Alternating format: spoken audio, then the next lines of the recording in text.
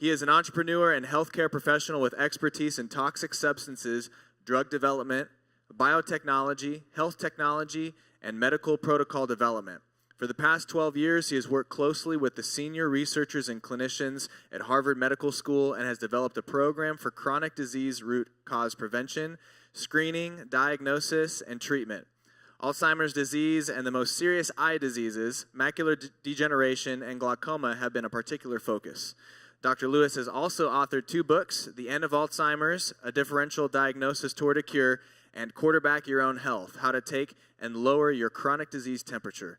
Both of these books explain how real health clinics makes patients well, even the most severely afflicted Alzheimer's sufferers. Y'all give it up for Dr. Thomas Lewis. Hi, everybody. Thank you very much. Before I start, I'd like to tie in a couple things that were brought forward by Jordan and Dr. Tom. So, for example, we talk about ancient nutrition. Why do toddlers crawl across the floor and reach to their mouths? Can anybody give me that answer? Anybody want to give it a try?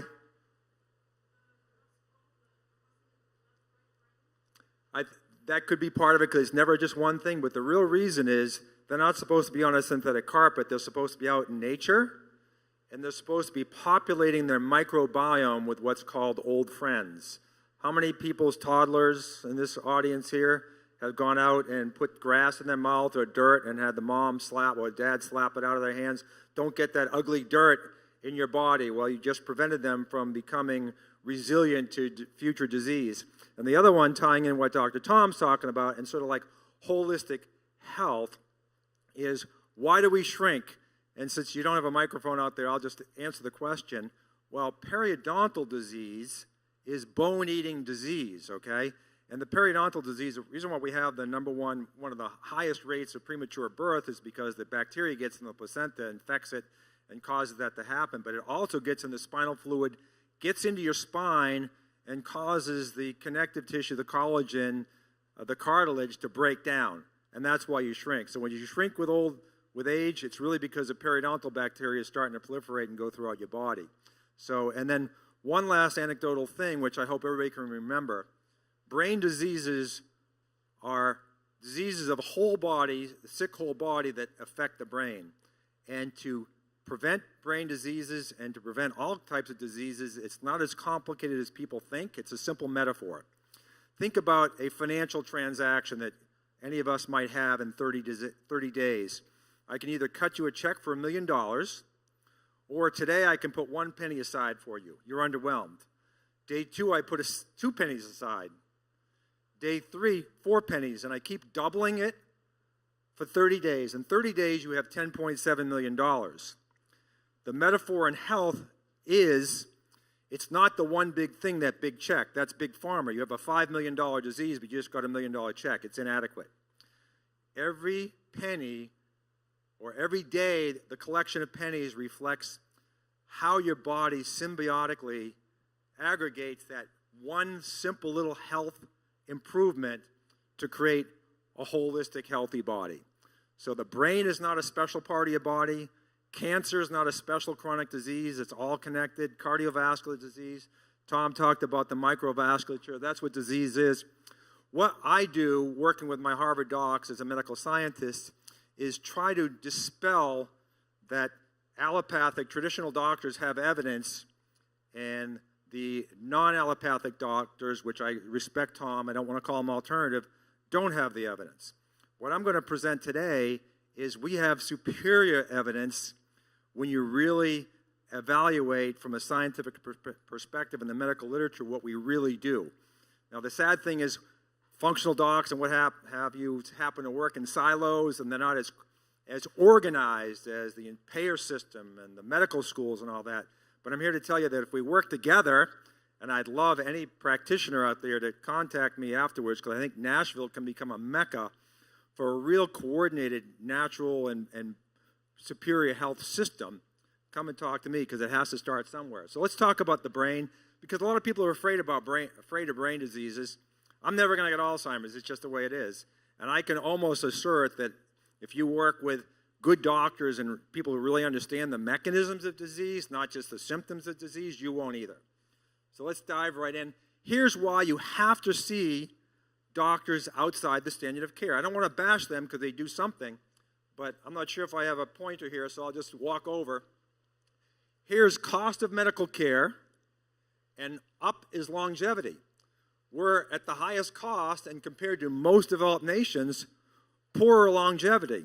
So what I suggest you don't do is consume the care that's causing you to be here.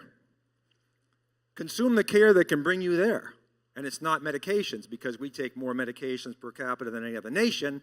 There we are. Capiche? That's the, capiche is Italian, I think, isn't it? So here you go. So that's a very simple fact. So I'm going to talk about the eye, and I'm trying to see how much time I have, so I want to go right through. But the eye is a window to your soul, but it's really a window to your health. Dr. Tremp, my mentor at Harvard, ophthalmologist for 41 years at Harvard Medical School, said, he was a really humble guy, and he said, I actually feel bad for other doctors. And I said, Clem, why? He says, because they're guessing. They're guessing what you have. Me, I see the disease. I see it right before my eyes. I can see the vessels. I can see nervous tissue. But no doctor, we're stuck in silos. So eye doctors don't talk about, oh, I see this formation that's really telling you about systemic disease. They're saying, oh, I have a treatment for that eye disease.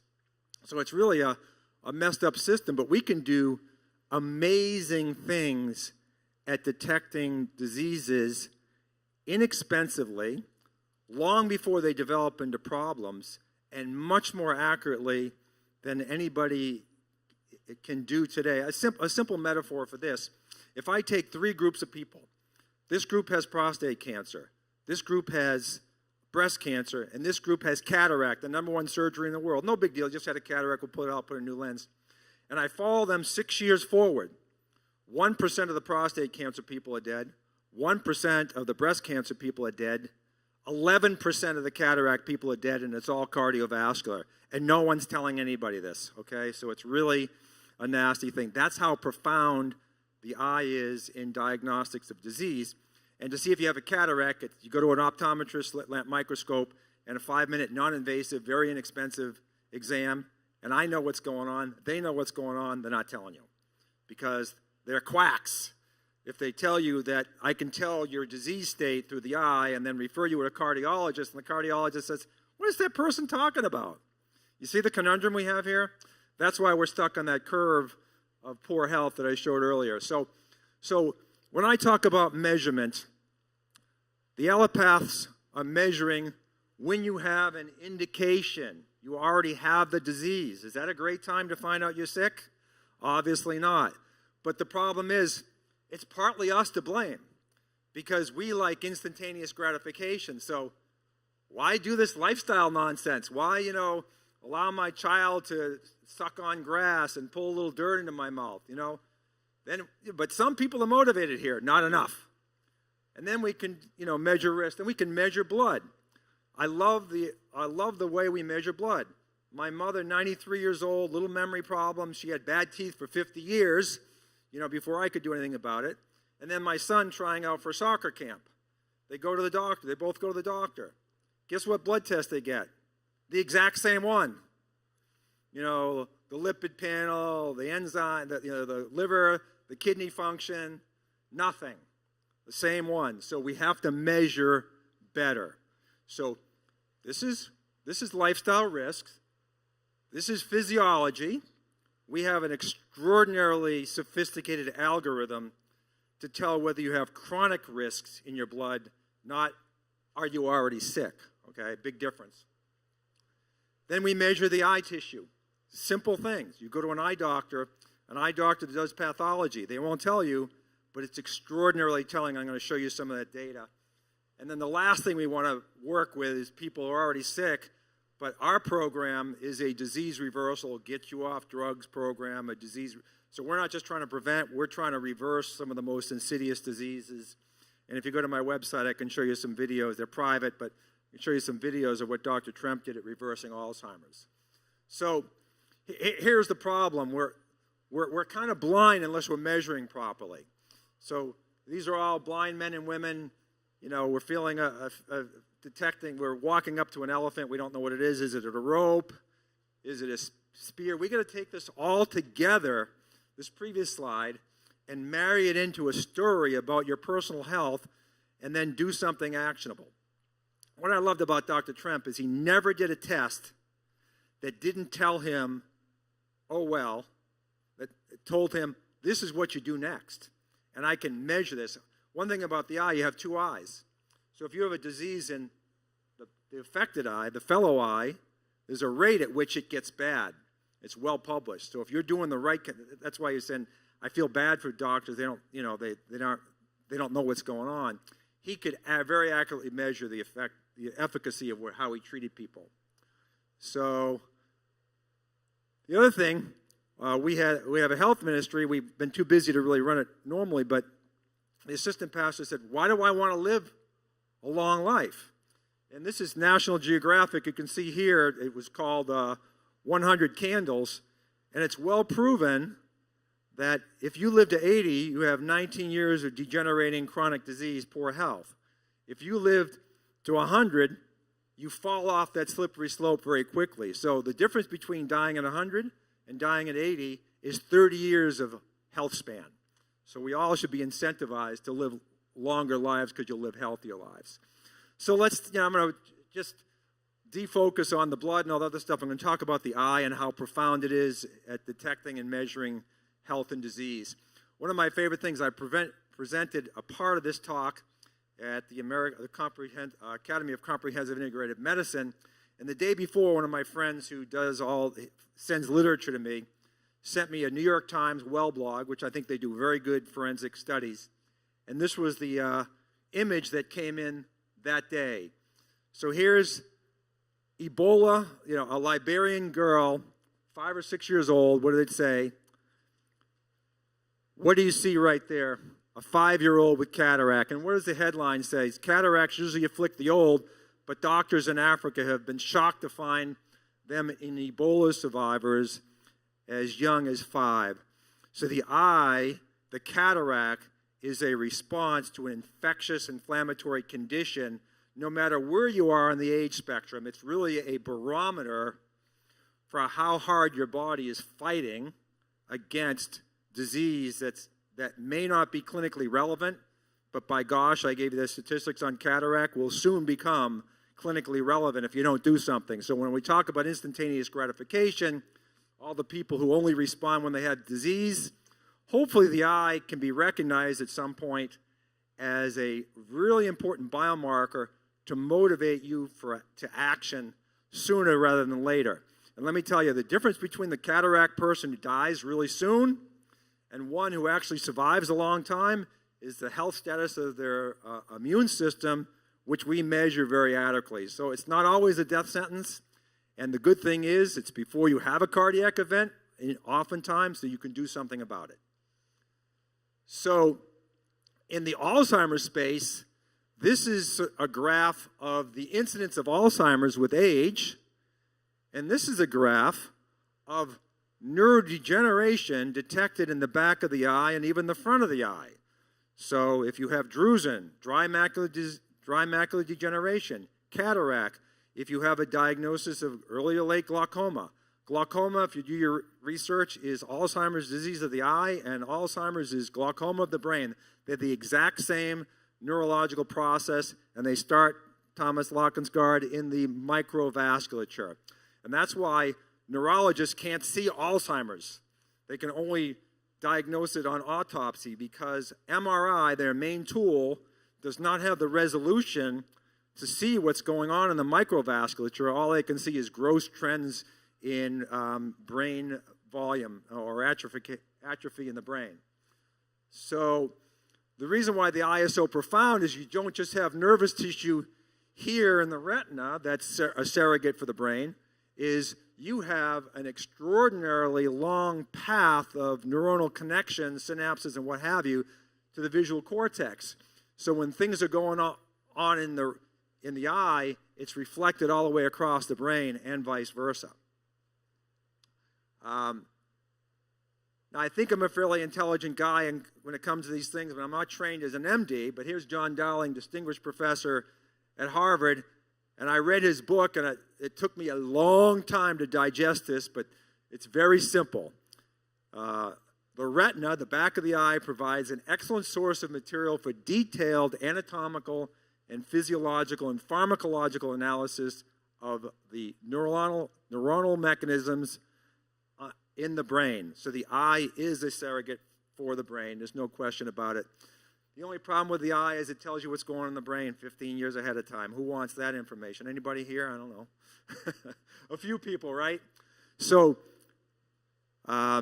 this stem cells, everybody's out there getting stem cells. The number one place, non-invasively, to look at stem cells is in the lens of the eye, the very front of the eye. And a good doctor with a slit lamp microscope, if I had a slit of light coming in here, a very, very narrow band of light, I could see all the dust particles. That's all it is. I'm seeing opacities in the eye. So there are several things we look at when we're looking at the eye this is a $6,000 instrument. We see opacities. So in the center is that deadly nuclear cataract. But on the periphery, which no eye doctor is looking at because it never impacts vision, so I'm only an eye doctor, why do I care? These formations out here, proven at Harvard and at the National Institute of Health back in 2003 and in the 1990s, is the Alzheimer's cataract. If you have that, you better act fast because you are on a specific Alzheimer's path. So here's Harvard work, a 79-year-old woman, and we're seeing she has a nuclear cataract, and we're seeing these cortical cataracts. By the way, this is an autopsied image from a woman who died of Alzheimer's, and it just showed that she did have this so-called supranuclear or Alzheimer's cataract. And here's more of it from a 68-year-old woman. The beautiful thing is this is the research from Dr. Tremp, my clinician and mentor at Harvard, and this is actually an image from Dr. Tanzi's lab. He's the Kennedy Chaired Professor of Neurology at Harvard. What's higher than that? Nobody. The only problem is he's never treated a patient in his life. But here is a pathologist that took an autopsied brain and sliced the brain. Sliced it, looking for that plaque. And they stained that plaque, and sure enough, this is the plaque. And this is just Dr. Tremp doing a routine eye exam because he knows what he's looking for in a living patient and sees the exact same formation. And what Harvard showed is when you have this in your eye, you have that in your brain 1 for 1. So if you have a cortical cataract, you have the amyloid plaques, which are known as a marker for the progression of Alzheimer's in your brain unequivocally. Unequivocally. Okay? So this thing, just like everything else, if Tim Russert died of a heart attack, meet the press. The day before he died of a heart attack, was his physiology perfect? The month before, was it perfect? The year before, the decade before? In the standard of care and the Framingham score, yes. But in a real measure of chronic risk and chronic health, absolutely no. So what this is some sophisticated instruments and some not so sophisticated instruments that shows that we can see early swelling in the lens, and then we can see what's called the Milky Way, pseudoexfoliation, and then we see a fibril, and then we see a full-blown cataract. All these are the progression and development of a supranuclear cataract, which is the Alzheimer's protein in the eye. And this progression probably takes 20 years. When they do autopsy 20 and 30 years olds who died in auto accidents, they have the early beginnings of plaque. So it's not like all of a sudden you catch a plaque. You don't catch Alzheimer's, you don't catch a heart attack. It's all a progression, all measurable if we're not focused on sick care. I wait till I'm sick, and then I respond and react to the situation.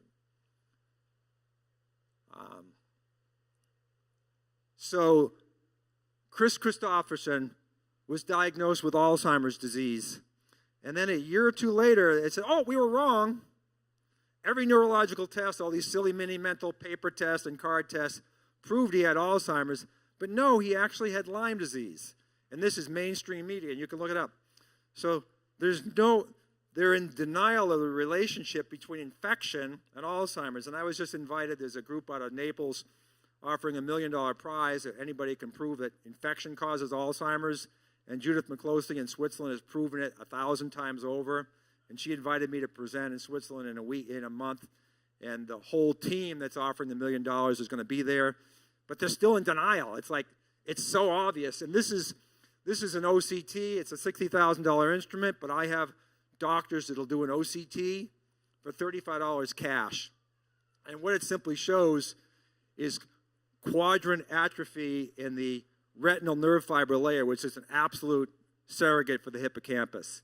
So this is not his exact image. I don't want to be in trouble with HIPAA and Kris Kristofferson, but this is a typical image that we see in someone with glaucoma, Alzheimer's, or a 20-year-old whose wheels fell off the wagon because they have depression or some other mood or anxiety disorder because their brain is sick. It's all on that continuum. So Alzheimer's it's really Alzheimitis. All these diseases are inflammatory, but infection and poor immunity drive all these diseases. So here's another well blog. It says, atrophy is occurring in 50-year-olds, and these are the ones that are getting Alzheimer's later in life. But how do I know? How do you know if you have brain shrinkage? All these eye tests and our blood tests to show that you have inflammation in your body. It's actually quite simple, and they're very, very reversible. Type 2 diabetes, that's inflammation. Basic elevated cholesterol. It's elevated because you have inflammation. You don't downregulate cholesterol. You improve your health. Cholesterol gets better. Inflammation goes down. Brain shrinkage stops. The number one supplement we offer, we don't sell supplements. We're just in the health revival business, is cod liver oil. Yes, grandma's cod liver oil. Yes, disgusting. Get a shot glass. My wife doesn't like me telling you dose, but take a lot of cod liver oil if you're not, if you're eating a sad diet. It's as simple as that. So I'm going to run through, I don't want to run out of time before I talk about our analytics, but this is a retinal scan, very inexpensive, and these little globules are called drusen, and Don Anderson at UC Santa Barbara proved that they, too, also contain the amyloid peptide known to be in the plaques of Alzheimer's patients. So there's several places we can see the same answer. I hate reductionism. Oh, you take this and you get this effect. Or we tested vitamin D in this cohort with 1,000 units and nothing happened. It's reductionism. We're a collection. That's why I talked about the pennies. We're a collection that makes us healthy. So here's a study everybody should ignore because it was only sponsored by the National Institute of Health in 11 centers across the country and 5,000 people, and it just basically showed that cataracts and macular degenerations are deadly diseases. No one needs to know that. And guess what? No one does know that. It's hidden away. But subsequently, there have been 17 other studies from Sydney, Australia, to Beijing, to Rotterdam, doing the exact same study. Cataracts, what happens to these people? Guess what? They die early. Who's doing something about it? It's really quite sad. So here it is, early AMD, cataract surgery. It's not the surgery, it's the fact that you have the opacity. This is all published. You die young. The supplements that they give, if you see the ARIDS advertisement for the drops, they don't do anything. You've got to treat the environment. Okay, I just try to hone in on that. But here's what we see. We see blood in the eye. It's bleeding wet AMD. These people die quickly. Here's the drusen, dry AMD, a precursor to wet AMD. These guys die pretty quickly. It's so obvious. It's right before your very eyes, if you will. So heart disease, why? There's a carotid below the nervous tissue in your eye. It's microvasculature. And here's the drusen. We see plaque forming right in the blood vessel, right below the nervous tissue. And then in the wet form, we see a breakage, and we see blood exuding into the eye cavity. Is it just happening on the eye, or is the eye just happen to be a very convenient place to see something happening that's happening all across your body in the small tissue? Every chart in every doctor's office that shows this plaque building up from the inside is completely wrong, proven by a German pathologist in 1876 that the disease, digest this because it's simple but profound, every disease of the large vessel is a disease of the small vessel that supports the large vessel. You have to have a capillary functioning within 3 cell diameters of every cell. Otherwise, you get Thomas's hypoxia, lack of oxygen, and that drives most disease. Okay, here's our analytics now. What we've done is we've created a very intelligent, retro-synthesized HRA, health risk assessment. It costs nothing to take the thing, it's just, you just take it. And we measure very accurately your risk portfolio. And so we give you a grade. And then we've charted that across against our interpretation of your blood labs. And how we interpret blood labs is we say, where does this marker, like white blood cells, when it gets to a certain point, tell us that there's a statistical increase in mortality, the only marker that anybody should be concerned about. And we've created this concept of amalgamating all these blood markers into a single score that we call the chronic disease temperature. And what I'm showing here is in a cohort that we did in an industry. They hired us to make their people well. And we showed that the grade we get by doing our analytics on lifestyle correlates extremely well with the analytics we did correlating your blood to mortality. So right now, pretty much we love to do the blood because that's objective versus our risk assessment, which is subjective. But I can just run a risk assessment on anyone here and pretty much tell where you are on the health disease continuum because that's what your blood is telling me. I'm rushing it a little bit, but I only studied $2.5 trillion worth of medical research and spent, you can ask Thomas Lockensgaard how much time we spent doing, logarithmic statistics on the medical literature to prove this thesis. Okay? So what we do with people is we measure your chronic disease temperature and we measure your risk portfolio and then we install you into a very simple lifestyle coaching program. And 6 months later, because the pennies take a while to add up, we measure you again. So here, this person went from a 101.9, we use the 98.6 scale to make it relevant, to things we measure, to 100.5 and to a B. Well, what happens to a person like that when we do something as simple as this? Well, these videos I can make available if you pick up my card at our booth. We're down to the left. This gentleman was just like my dad. My dad died of Alzheimer's the year before I met Dr. Tremp. 84-year-old, could not identify an orange by name, and 6 months later he was a grumpy New Englander. Okay, we restored him to normalcy. Here's a rheumatoid arthritis subject.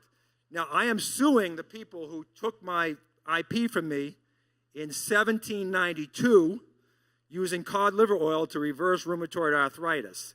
I won't, Thomas Percival was a letter to Thomas Percival. I won't say that we just use cod liver oil, but, this is an autoimmune disease. But it's really an immune system deficiency tied to infection. That's what most autoimmunity is, and we treated that person's milieu, terrain, and the diabetes, type 2 diabetes went away. The gentleman lost 25 pounds, and he can now, the only one that's suffering because he feels like a 21-year-old and he's 63, is his wife. Okay, that's a joke. That's a joke. Here's psoriasis. That's a $10,000 a month treatment with biologics. Okay, this lady was in Indiana eating chicken wings and drinking beer, and we got her diet just improved a little bit, and she went from crack so painful she was going to have to go on disability, and they are worse on her heels. And her chronic disease temperature didn't come down that much. It wasn't that high to start with, but it came down sufficiently to cross that activation barrier, and her skin is better than mine. What's that? Yeah, she was infected as well. But, and by golly, that's it.